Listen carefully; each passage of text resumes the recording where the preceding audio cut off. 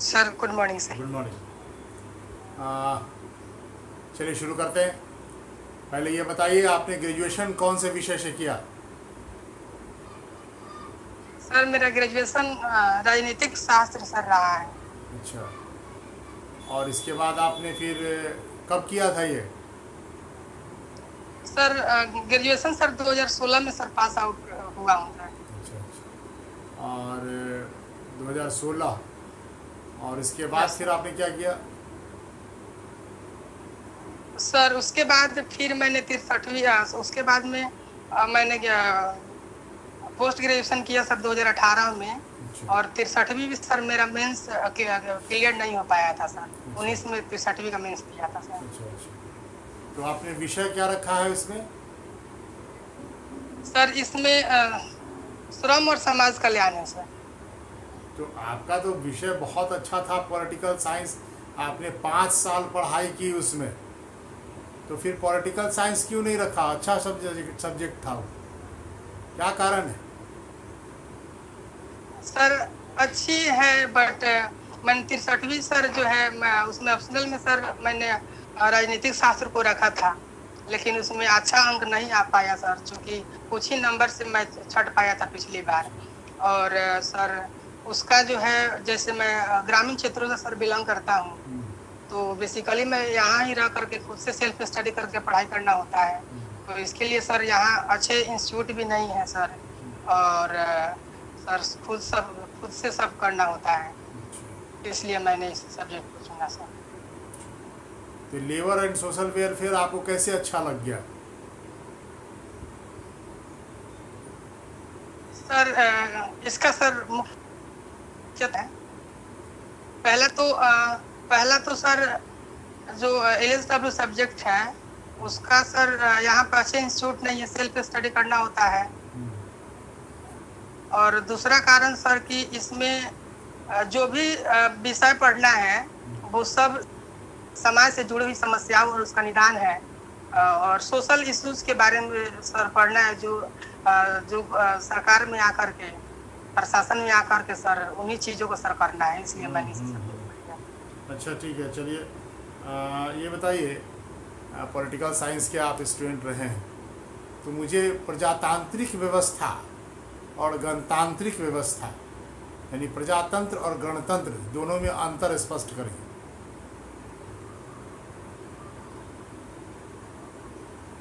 किसे प्रजातंत्र कहते हैं, किसे डेमोक्रेसी कहते हैं, बताइए।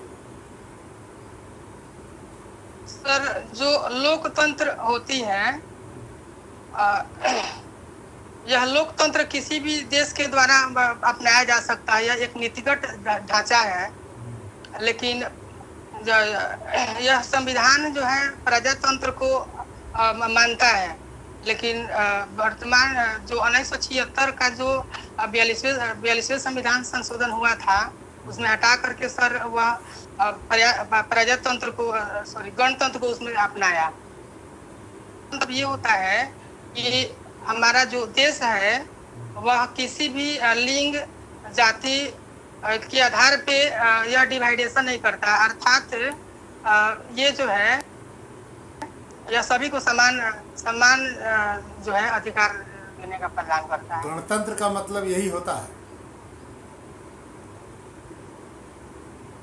सर। गणतंत्र का सर मतलब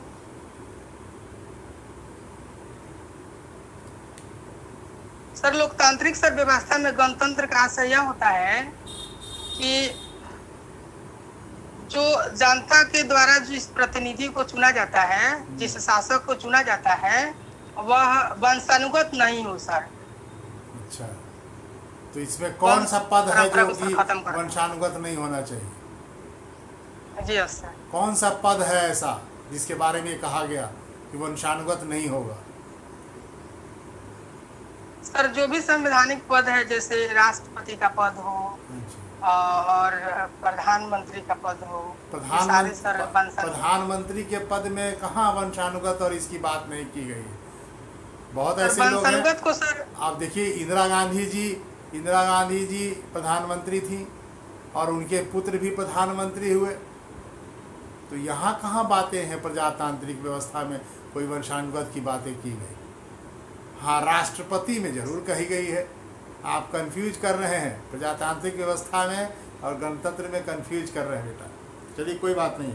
आप बताइए क्या राजनीति पर सबसे प्राचीन प्रमाणिक पुस्तक कौन है जो राजनीति पर बहुत वृहत व्याख्या करती है?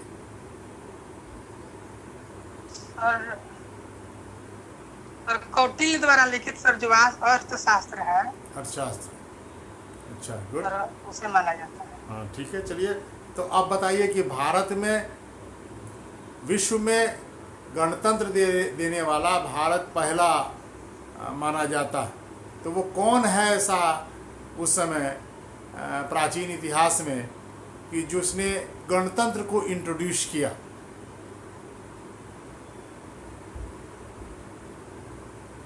Sorry sir, question. गणतंत्र को भारत में क्या विश्व के परिदृश्य में गणतंत्र से परिचित कराने वाला कौन सा गणराज्य था?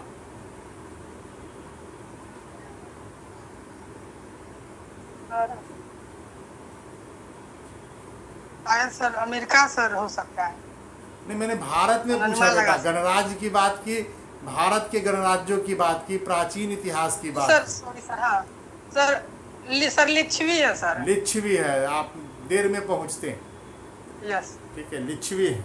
अच्छा, बिहार में जो अभी चुनाव भी होने वाला है, ठीक है, चुनाव में जातिवाद बहुत प्रमुखता के साथ बिहार में होता है। तो ये क्या कारण यहाँ आप देखते हैं बिहार की राजनीति में?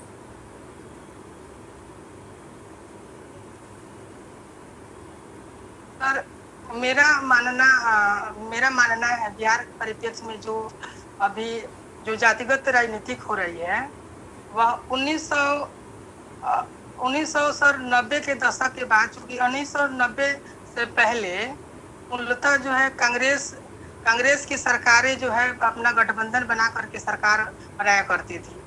लेकिन 1990 के दशक के बाद जब लालू प्रसाद जी का जब यहाँ पे मुख्यमंत्री बने, तो उस समय जो भी शोषित और जो भी वंचित वर्ग थे, तो उनका एक जो है राजनीतिक में आना एक तय हुआ। और वो लगातार जो है 10 सालों तक, मतलब 2004 तक जो है अपने शासन को स्थापित करने का काम किए। और मूलतः वे वैसे कार्यों को किए जो वंचित वर्ग और जो अन्य पिछड़ा वर्ग थे उनके लिए काम किए। तो यह एक मतलब जातिगत राजनीतिक से जो है ऊपर उठ करके उन जातों के लिए एक राजनीति का काम करना शुरू किए। लेकिन 2004 के बाद जो जेडीयू और बीजेपी की जो सरकार बनी थी, तो उसका भी मूल मुद्दा सर राजनीतिक ही था।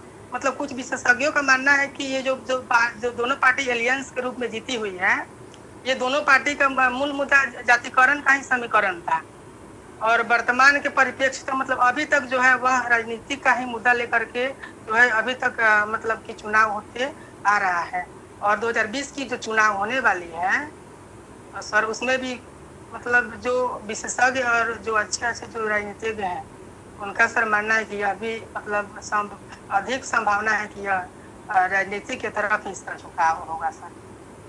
आप बिहार में 2 मुख्यमंत्री जो है हमारे बहुत चर्चित रह रहे, तो लालू प्रसाद यादव जी माननीय वो भी रहे हैं, और माननीय हमारे जो वर्तमान मुख्यमंत्री नीतीश कुमार जी हैं, ये दोनों भी रहे। इन दोनों में आप बेहतर मुख्यमंत्री किसको मानते हैं?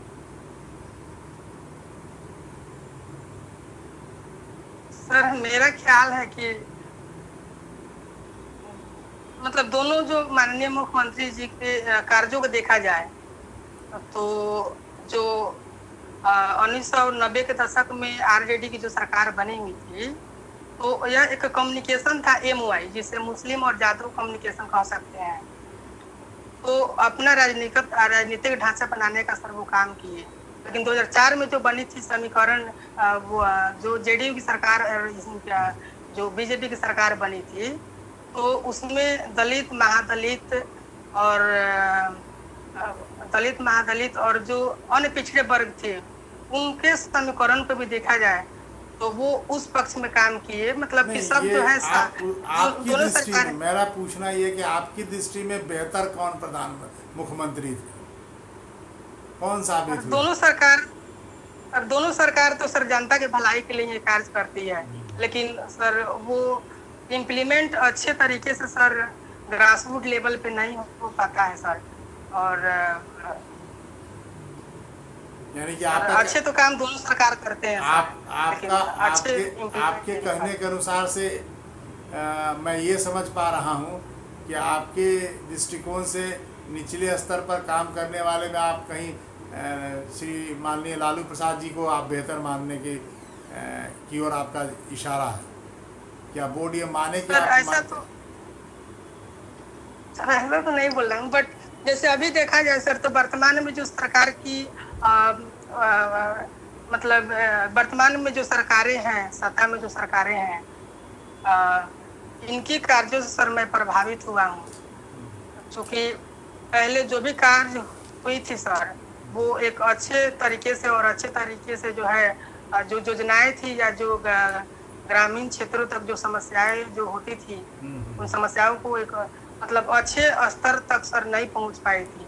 लेकिन वर्तमान में सर एक मैं मुख्यमंत्री जी के साथ निश्चय जो योजनाएं हैं सर, यह सर इसका इम्प्लीमेंट जो है ग्रामीण क्षेत्रों सर तक सर मतलब अच्छी पहुंच हो गई है, क्योंकि एक ग्रामीण क्षेत्र में या शहरी क्षेत्र में जो भी लोग रह रहे हैं उनके लिए मूलभूत जो समस्याएं हैं जैसे सड़क, बिजली, पानी, घर, ये सारी समस्याएं जो है इस 7 निश्चय योजना में सर जिक्र किया गया है।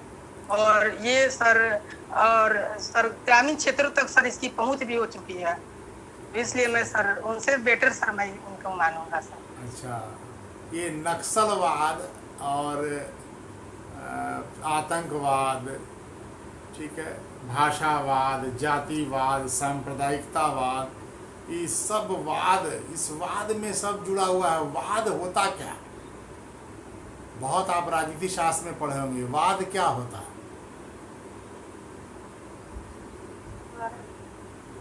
वाद सर केस को बोला जाता है सर। वाद केस को बोलते हैं, तो नक्सलवाद कहें तो नक्सल केस हो गया। सॉरी सर नहीं पता है। नहीं पता है, कोई। ये समिति के बारे में जानते हो?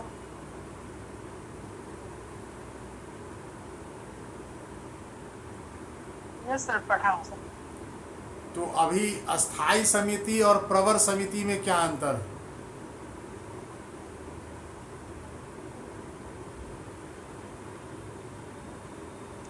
ये सर जो अस्थाई समिति है, और अस्थाई समिति में टोटल 15 मेंबर होते हैं, और 15 मेंबर में 10 मेंबर अस्थाई समिति के रूप में और 5 मेंबर अस्थाई समिति के रूप में कार्य करते हैं। उसके बाद जो प्रवर समिति होते हैं, इसमें 45 सर मेंबर होते हैं सर, जिसमें 36 जो है लोकसभा के और 9 सर जो है राज्यसभा के सदस्य के रूप में सर यह प्रवर समिति को गठन जो है यह स्पीकर के द्वारा किया जाता है।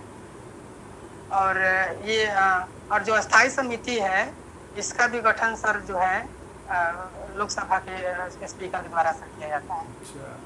अध्यक्ष के द्वारा सर किया एक जाता है। बात बताओ, अभी एक समिति बड़ी चर्चा में रही, कौन समिति चर्चा में थी?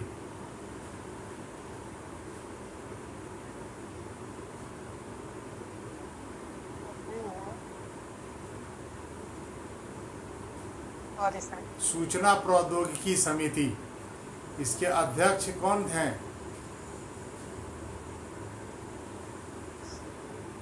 क्यों चर्चा में रहा ये? सॉरी सर, नहीं पता। शशि थरूर जी, पता है चर्चा में क्यों रहे? नहीं पता? Yes sir. नहीं पता है, कोई बात नहीं है। ऑर्डिनेंस क्या होता है, अध्यादेश क्या होता है?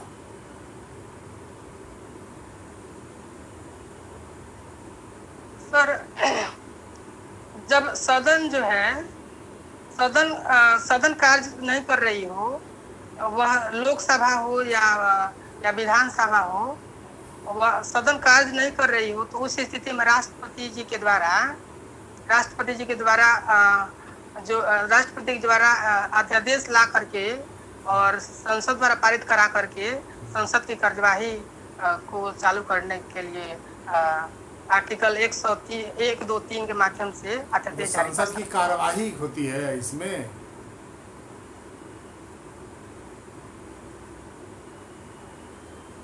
आप संसद की कार्यवाही बता रहे हैं। चलिए, आप LSW लिए हैं। अच्छा, गरीबी को परिभाषित कर सकते हो? Yes sir. जरा परिभाषित करो।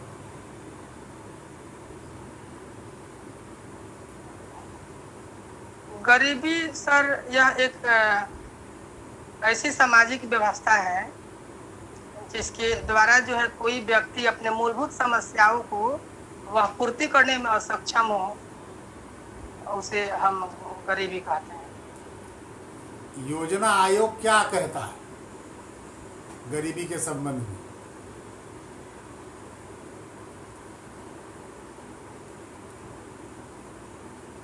योजना आयोग का गरीबी के बारे में कहना है कि वैसे गरीब जो मापदंड अर्थात गरीबी को जो योजना आयोग कैलोरी के आधार पे मापता है, जो शहरी क्षेत्र और ग्रामीण क्षेत्रों पे अलग अलग इसका मापदंड को निर्धारित करता है, जिसमें शहरी क्षेत्रों को शायद कंफर्म याद नहीं है, बट ग्रामीण क्षेत्रों को शायद 2100 कैलोरी और शहरी क्षेत्रों को जो है 1800 कैलोरी के सर मापदंड निर्धारित करता है। 2400 कैलोरी ये है ग्रामीण क्षेत्र के लिए और 2100 कैलोरी शहरी क्षेत्र के लिए। ठीक है बेटा। अच्छा, सुरेश तेंदुलकर समिति जानते हो? गरीबी के संबंध में सुरेश तेंदुलकर समिति ने क्या सिफारिश की?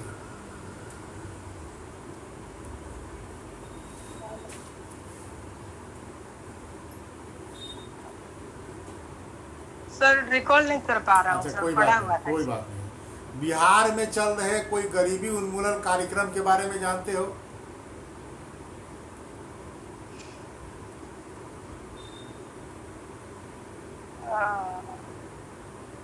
Yes sir. जैसे बताओ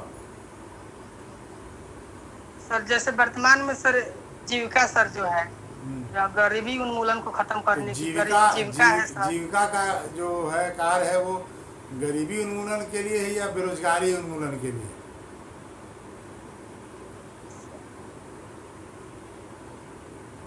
सॉरी सर, ये अन्नपूर्णा सर जो योजनाएं हैं सर, अन्नपूर्णा योजना सर कह सकते हैं। अच्छा, ठीक। अन्नपूर्णा योजना सर चल रही है। अन्नपूर्णा योजना में क्या होता है? अन्नपूर्णा योजना क्या है? अन्नपूर्णा योजना अन्नपूर्णा योजना में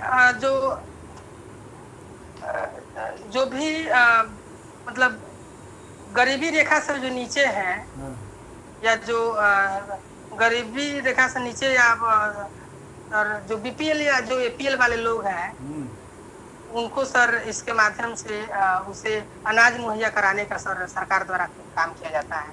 तो सबको दिया जाता है? आपने दोनों बता दिया, BPL भी बता दिया, APL भी बता दिया। तो ये दोनों लोगों को दिया जाता है, सभी को दिया जाता है अन्नपूर्णा में?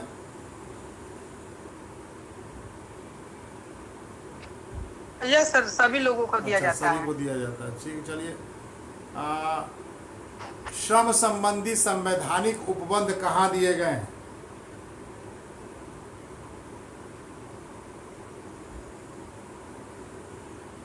Sorry sir. श्रम से संबंधित संवैधानिक उपबंध यानी संविधान में कहाँ कहाँ चर्चा की गई?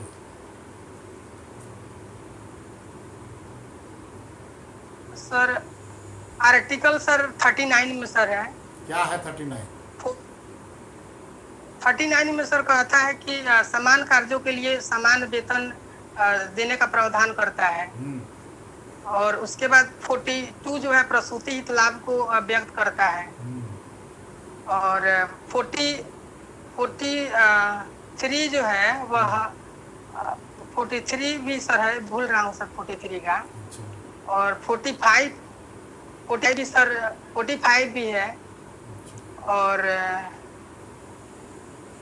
सर ये सारे उपबंध जो है सर अच्छा, श्रम ठीक है, ठीक है। संविधान नियमों के का संग्रहण जो है संविधान के आर्टिकल 12 अनुच्छेद 12 संविधान का क्या कहता है?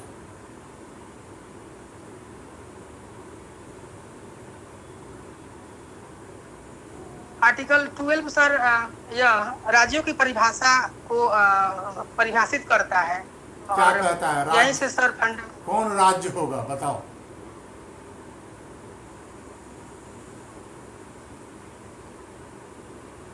सर एक राज्य होने के लिए राज्य होने के लिए वह एक निश्चित भौगोलिक स्थिति को दर्शाता है, अर्थात उसकी एक सीमा होनी चाहिए। और दूसरा सर उस सीमा में जनसंख्या को दर्शाता है, उस जनसंख्या होनी चाहिए। और संप्रभु जो लोग हैं उस भौगोलिक क्षेत्रों के अंदर, तो अनुच्छेद 12 यही कहता है। यस सर, राज्यों को सर परिभाषा सर। अनुच्छेद 13 क्या कहता है?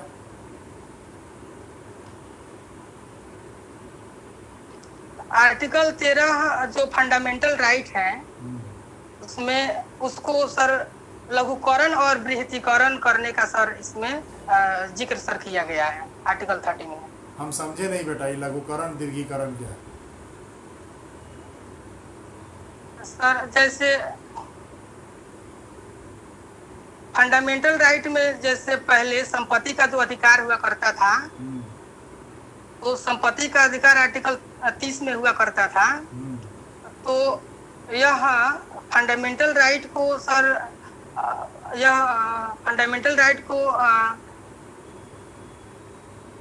फंडामेंटल राइट होते हुए भी सर जो है हमारे कुछ ऐसे अधिकार को सर यह उल्लंघन करता था जो मौलिक अधिकार के रूप में सर नहीं जाना जा सकता था। इसलिए सर इसे हटा करके दूसरे संपत्ति का अधिकार के रूप में आर्टिकल 300 के ए में रखा गया, तो इसे सर लघुकरण हम कह सकते हैं।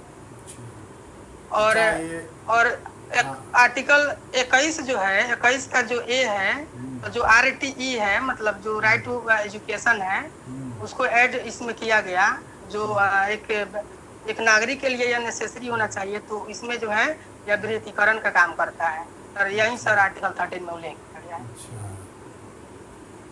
अर्थात जरूरतों के अनुसार इसे हम बढ़ा या घटा सकते हैं। बाल श्रमिक कहते किसको है?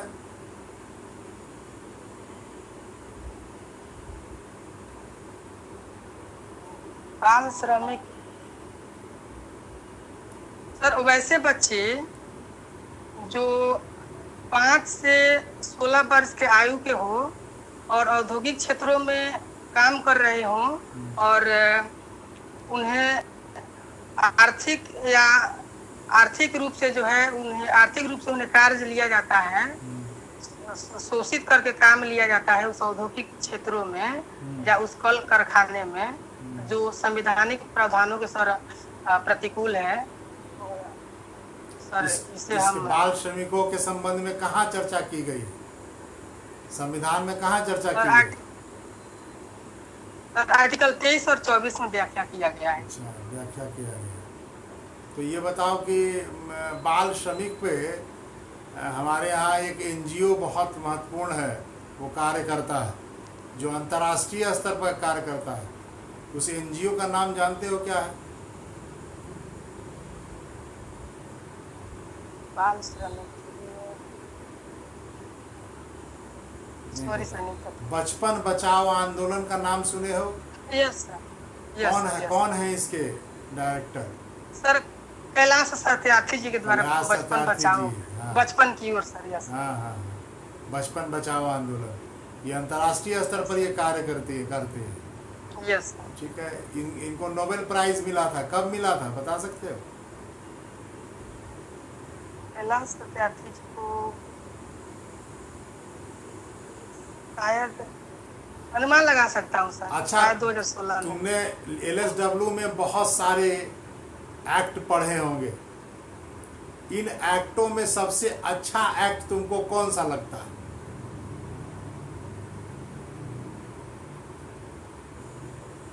कौन सबसे लगता है कि ये एक्ट जो है सबसे प्रभावी है? नहीं सुन पाए हैं सर। जितने भी एक्ट पढ़े हो एलएसडब्ल्यू में, इस एलएसडब्ल्यू में सबसे विस्तृत फलक वाला तुम्हारी दृष्टि में कौन सा एक्ट है?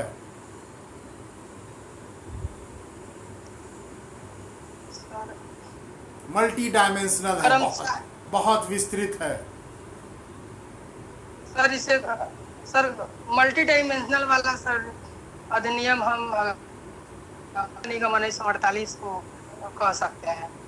कारखाना अधिनियम नहीं सर, कर्मचारी राज्य बीमा अधिनियम। कर्मचारी राज्य बीमा अधिनियम, अच्छा ठीक है, गुड। यस। अभी बताओ कि कर्मचारी राज्य बीमा अधिनियम के तहत जो है विकलांगता को भी परिभाषित किया गया। कौन विकलांग होंगे?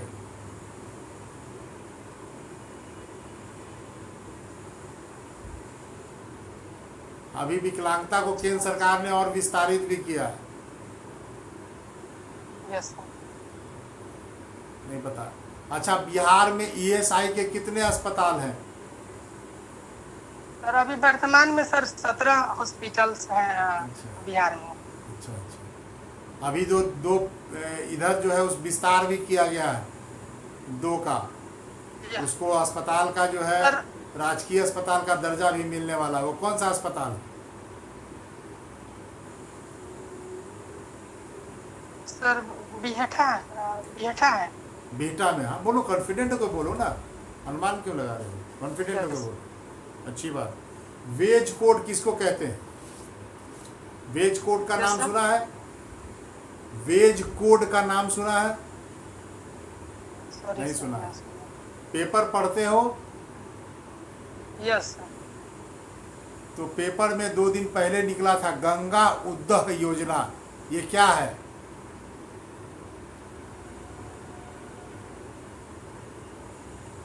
सर ये अभी वर्तमान में बिहार सरकार के द्वारा शुरू किया गया है और ये दक्षिणी क्षेत्रों में बिहार के दक्षिणी क्षेत्रों में शुरू की गई है। अर्थात दक्षिणी क्षेत्रों में जो सूखा की स्थिति अभी बन रही है, तो उस सूखा की स्थिति से निपटने के लिए एक कैनल के माध्यम से सूखे वाले क्षेत्रों को पानी दिए जाने के लिए इस योजना को शुरू किया गया है। कौन कौन क्षेत्र है सर? इससे नालंदा को मिलेगी सर, इस नालंदा को मिलेगी जो गया से के कैनल के माध्यम से प्रदान किया जाएगा। अच्छा, तो ये पानी जो आएगा कहाँ से?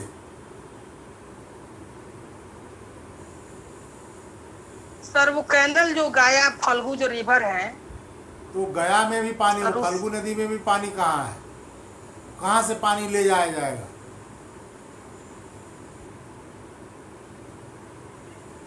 नहीं पता है? अच्छा, कौन सा पेपर पढ़ते हो? Sorry sir. पेपर कौन सा पढ़ते हो? सर हिंदुस्तान और दैनिक जागरण सर। हिंदुस्तान के संपादक कौन है? सॉरी सर, नहीं पता। अच्छा, एक अंतर्राष्ट्रीय खबर कौन छपी है आज? अंतर्राष्ट्रीय खबर में अभी जो चाइना है वह पूर्वी लद्दाख के पास 500 सैनिकों को उस बॉर्डर मतलब इंडिया के साइड में भेजना चाह रहा था, लेकिन पहले से मुस्तैद हमारी इंडियन आर्मी के द्वारा जो है वहाँ पे मुस्तैदी के कारण वो 500 सैनिकों को इंडिया के बॉर्डर को पार नहीं करने दिया गया है। भारत और चीन के बीच में जो सीमा विवाद है वो किन क्षेत्रों को लेकर है?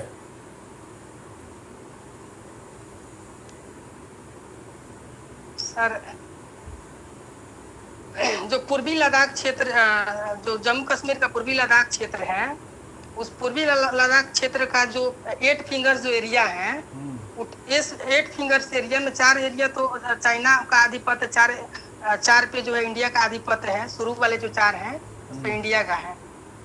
तो उसी के जो पूर्वी जो पेंगोंग तसो जो झील है, उसी झील के पास जो अपना बोटिंग चाइना के द्वारा जो बोटिंग पेट्रोलिंग करने का जो काम पहले किया करता था, और अभी जो जो पश्चिमी क्षेत्र इंडिया का है उसके माध्यम से जो है ये जो पेंगोंग झील वाला जो क्षेत्र है उसको लेकर के चीन इतना क्यों उत्साहित है कि हम उस पर कब्जा करें? क्या है वहां पे?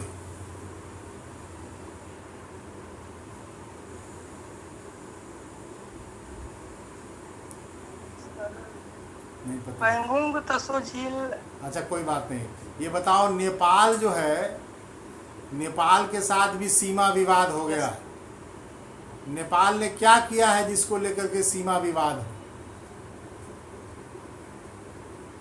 अभी वर्तमान में यह एक नया मैप जारी किया है नेपाल सरकार, जिसमें जिसमें जिसमें उत्तराखंड का जो पूर्वी क्षेत्र है, लिम्पाधुरा, काला पानी और लिम्पाधुरा, काला पानी, लेपुलेख, उन क्षेत्रों को लेपुलेख सर, उन क्षेत्रों को सर उन क्षेत्रों को अपने संप्रभु क्षेत्र में शामिल करना चाह रहा है। जबकि शुरू से इंडिया भी साल भर पहले 2019 में एक मैप जारी की थी जिसमें इन क्षेत्रों को अपने संप्रभु का क्षेत्र माना था। तो सर ये जो है 3 क्षेत्र, यही सर क्षेत्र सीमा का विवाद का कारण रहा है। ये मधेशी कौन होते हैं? मधेशी का नाम सुना है? Yes sir. कौन है मधेशी?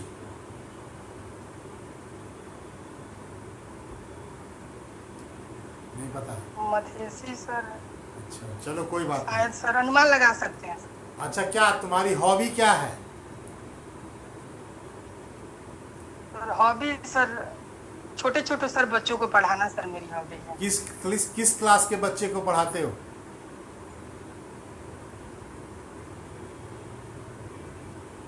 सर बच्चे में मतलब ऐसे सर मैट्रिक क्लास तक जो है मैं पढ़ाने का सर क्षमता रखता हूँ, और मैट्रिक क्लास तक के बच्चों को सर मैं पढ़ाने का सर छोटे बच्चे से मैट्रिक तक के क्या पढ़ाते हो? मैट्रिक तक में यस सर।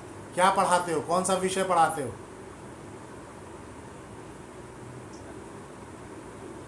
ऐसे मैक्सिमम सर छोटे बच्चों को ही मैं पढ़ाने का सर काम करता हूँ, क्योंकि जो बड़े बच्चे हो जाते हैं सर वो तो क्या पढ़ाते हो? विषय क्या है? कौन सा विषय पढ़ाते हो?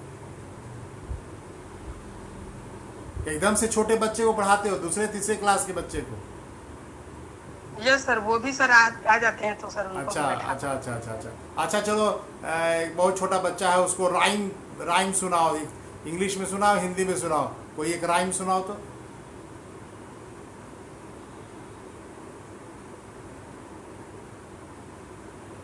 सर हम भारत के छोटे बच्चे मिलकर। छोटे बच्चे को सुनाते हो तो कैसे सुनाते हो? राइम सुनाते हो?